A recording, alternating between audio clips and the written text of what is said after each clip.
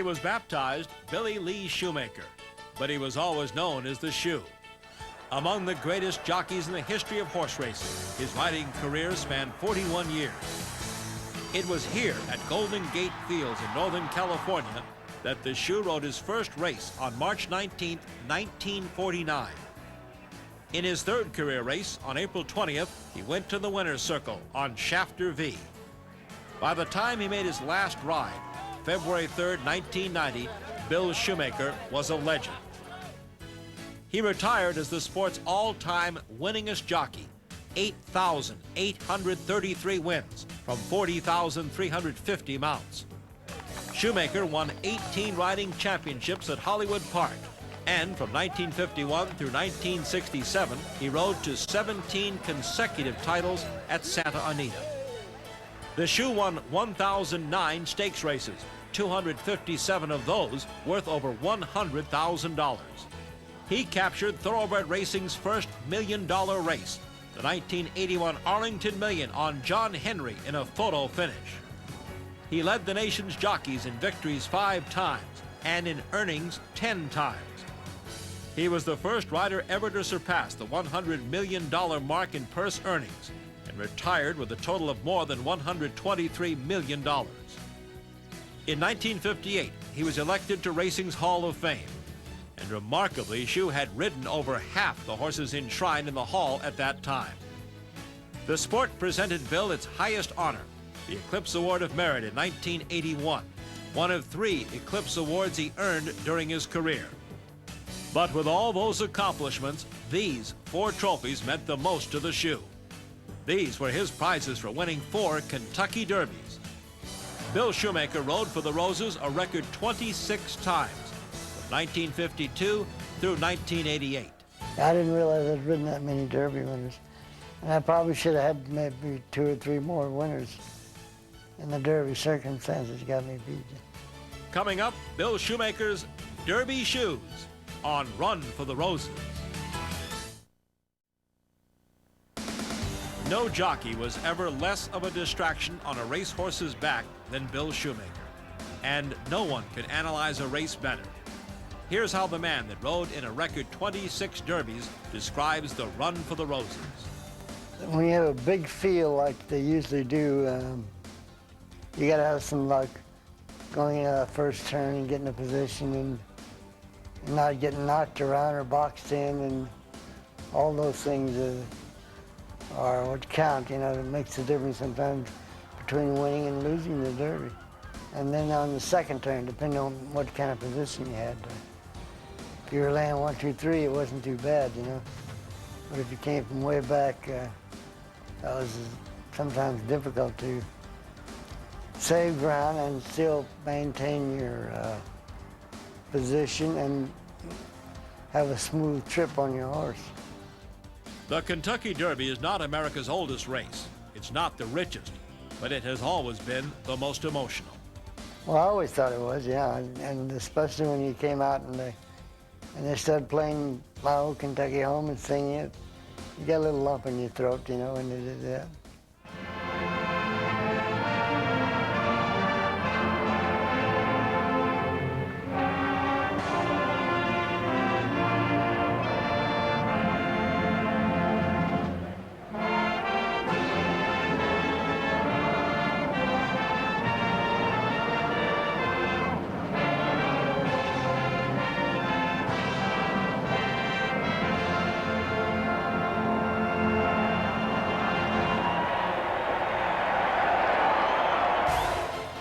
It was early in the decade of the 1950s when Shoe first heard them sing that song at Churchill Downs on the first Saturday in May. Well, I think the first year I rode in the Derby was 1952, and I really wanted to ride in. I hadn't been riding but a couple of years, 3 years, I think. And I really wanted to mount in it, so Harry got me a mount, and I was tickled to death. I was thrilled to be able to go back to Kentucky. Hillgale won the Roses for Calumet Farm in that 1952 Derby. It was the 5th and final Derby victory for legendary jockey Eddie Arcaro. The young Shoemaker on Count Flame finished 5th, beaten 12.5 lengths in his first Derby. For the next 15 consecutive years, through 1967, the shoe always had a Derby mount. In his second Derby in 1953, Shoemaker hit the board on a 40-to-1 long shot named Invigorator. He finished third behind Dark Star, who upset the undefeated favorite, Native Dancer. Native Dancer came running around me, and he didn't look like he was running that good. So Eric dropped over in front of me, shut me off a little bit, which was all right. I didn't think I had a chance to win it, but he ran a very good race that day, Invigorator. In 1954, Bill Shoemaker felt what it was like to go to the post on the Kentucky Derby favorite. But correlation and the shoe disappointed, finishing sixth. Then came Swaps, the California bred who dominated the West Coast in the spring of 1955. Well, Swaps, I think he won 3 races as a 2-year-old, and I didn't ride him until late in the year at Santa Anita, right before the 1st of January. I think the 28th of November, I think I rode him in a sprint race going 6 furlongs, first time I rode him. And he won that race, and I knew that he was a good horse then. Owned by Rex Ellsworth and trained by Mesh Tenney, Swaps was sent off as the Derby's second choice behind the favorite Nashua. Well, Swaps broke really good, and I was going to try to lay about 3rd on him. So I looked around after we'd come out of the gate about 70 yards. Everybody was taken back, so I just let Swap ease on to the lead, and he was just kind of looking around, pricking his ears, and going real easy all the way. And when I got to the half-mile pole, I was saying to myself, if they let me go like this, just another 1/8 of a mile, they're not going to catch me. And they did, just before the quarter pole and just past the quarter pole. And he was riding Nashua pretty hard right then. And I had never really asked Swaps to run. In the stretch when I asked him, he opened up and won by 1.5 lengths, I think it was. Turning for home, and who's the leader? Swaps is out there. Willie's got him going good. He's about 3/4 of a length in front of Nashua.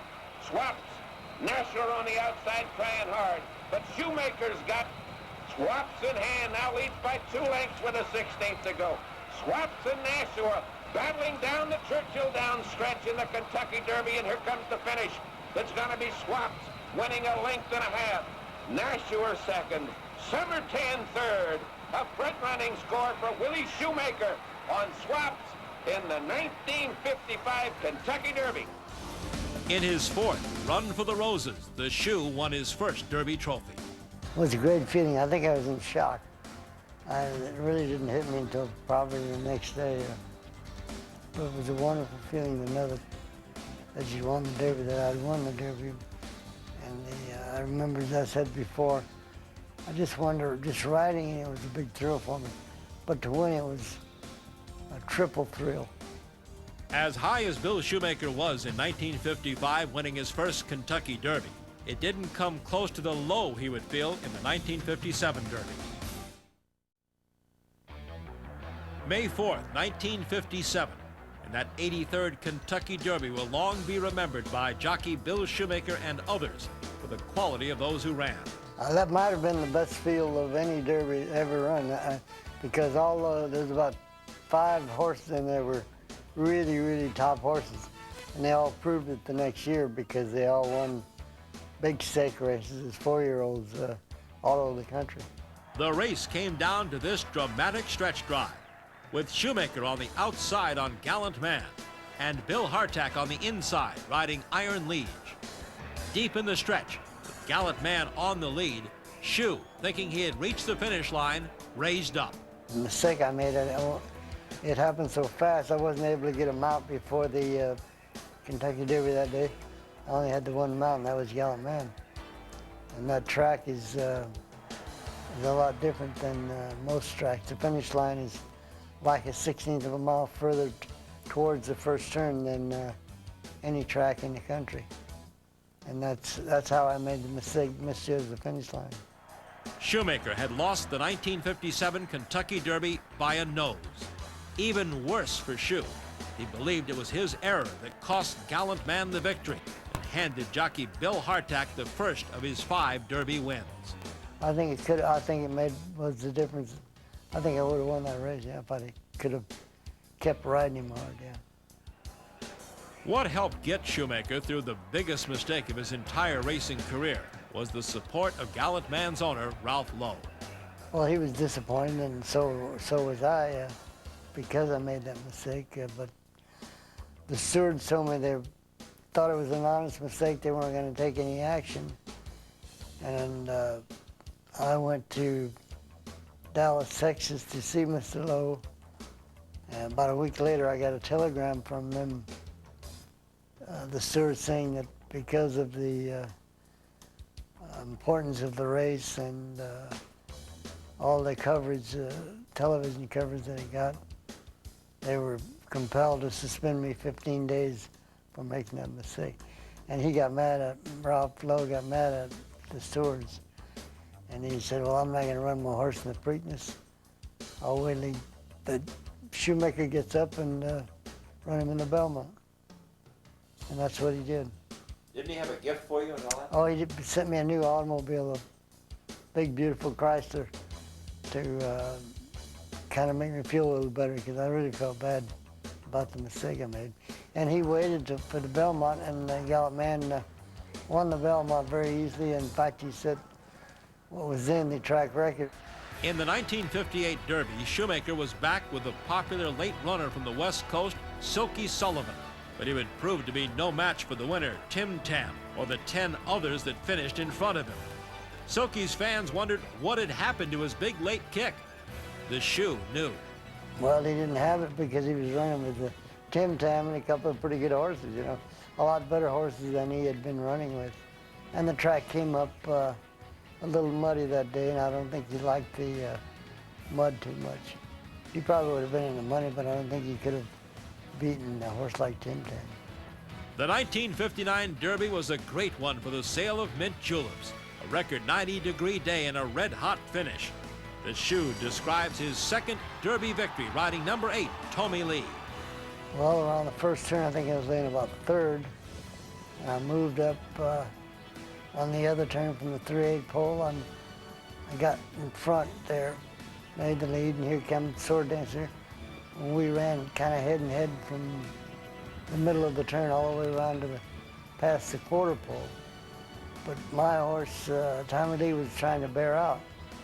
And he bumped Sword Dancer a couple of times, and I think Billy Boland thought that I was doing it on purpose, but I really wasn't. So he came back into me and bumped me back down towards the rail in the stretch. And it made my horse switch from his left lead to his right lead, and it made me win the race. I got up and beat him ahead. It was Tommy Lee on the inside by a nose over Sword Dancer after a tough stretch drive. The inquiry sign went up, and for the first time in Derby history, the roses were taken off the winner, as Sword Dancer's jockey Bill Boland claimed foul, but only temporarily. After looking at the film and talking to both riders, the stewards ruled with the shoe. Tommy Lee, bred in England, became just the second foreign-bred ever to win the Roses. And the shoe ended his first decade of riding in the Kentucky Derby with his second trophy of the 1950s.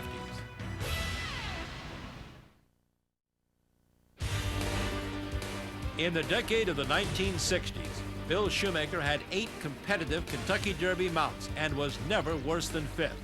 He won the Roses on Lucky Debonair in 1965 in another photo finish, beating Dapper Dan by a neck. Well, Lucky Debonair had won the ANITA Derby, and I think he set the track record at that time, a mile 8 and 1:47.1.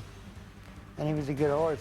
Luckily, he had speed, and so I had to get a position all the way, even from the 3/8 pole to the quarter pole. I was right there head and head with the leaders. And then I opened up about 3 at the 8th pole, and here come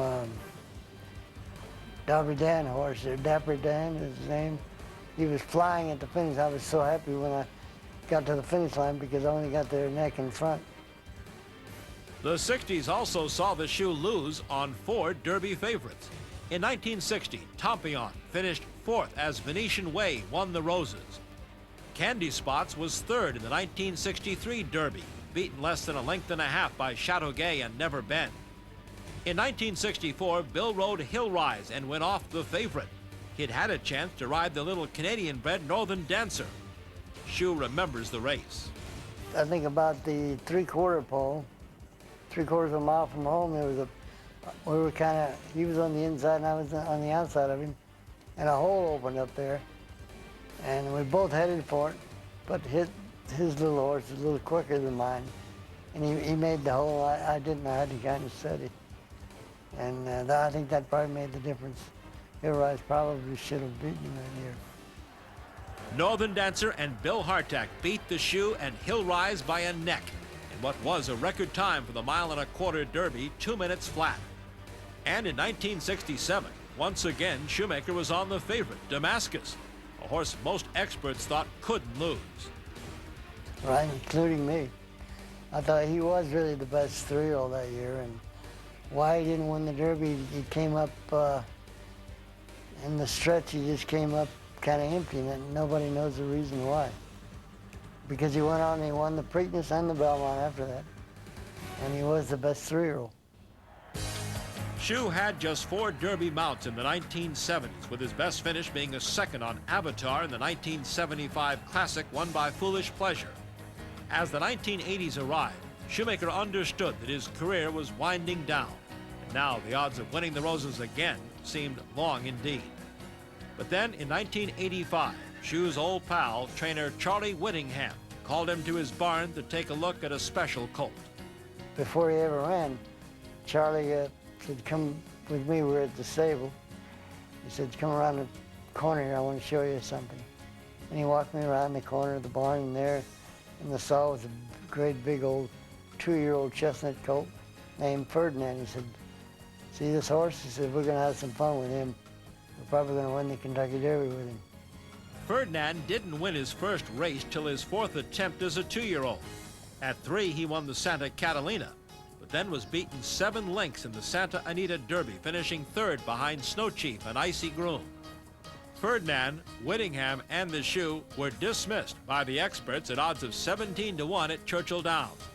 But once again, the experts didn't know what the Shoe knew. As soon as he got to Churchill Downs, he became a different horse. He just, like in 1 week, he changed from a baby to a man. Ferdinand had to be a man in that 112th run for the Roses. Bothered at the start, Shoemaker had to ease the big colt back as he was squeezed into the rail. Also from the outside, Debonair, Snow Chief between horses, then Vernon Castle. Down the stretch for the first time, Groovy has the lead by a length. Zabaleta is second, Bachelor Boat third, a length to Snow Chief fourth. Gap of 4, Vernon Castle fifth, by ahead, Southern Appeal 6.5 length, Broad Brush is 7. As they came around the first turn, he was dead last in the field of 16. Bold arrangement is 11. Also from the inside, that Wise Time. They're moving for the turn. Groovy on the inside has a head in front. Zabaleta second, a length. Snow Chief is gaining ground. As they moved off the final turn, Shoemaker showed his greatness with a decision that won him his 4th Kentucky Derby. It came up so fast. It was like a split second. I had to make up my mind, and I knew that I was going for that hole instead of going around, because I figured if I took him around, the crowd noise might make him pull up more. So I was determined to get through that hole. I didn't care. All I could see was the finish line. I was going for it. And here comes Ferdinand on the rail. In the final furlong, it's Ferdinand getting the lead. On the outside, Bold Arrangement and Broad Brush. Nearing the wire, it's Ferdinand in front. On the outside, Bold Arrangement. Ferdinand under Bill Shoemaker wins the Derby by 2. The Shoe had won the Roses at age 54, the oldest jockey ever to win America's most famous race. Well, that was the best one of all, I think, from my regard, because I was in the twilight of my career. I was 54 years old, and I knew never get another chance probably to win the Kentucky Derby. And to be able to do it at that time meant more to me than all the rest of the other derbies did, really. Oh, we went out to dinner that night, Charlie and I did, and had a couple of drinks together, and we were all happy. And I think he bet on him, and I did too. And he paid a big price and made the whole year for me and for Charlie, you know.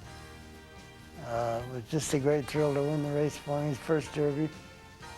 And to be able to do it, as I said, in the twilight of my career, was one of the greatest things that ever happened to me.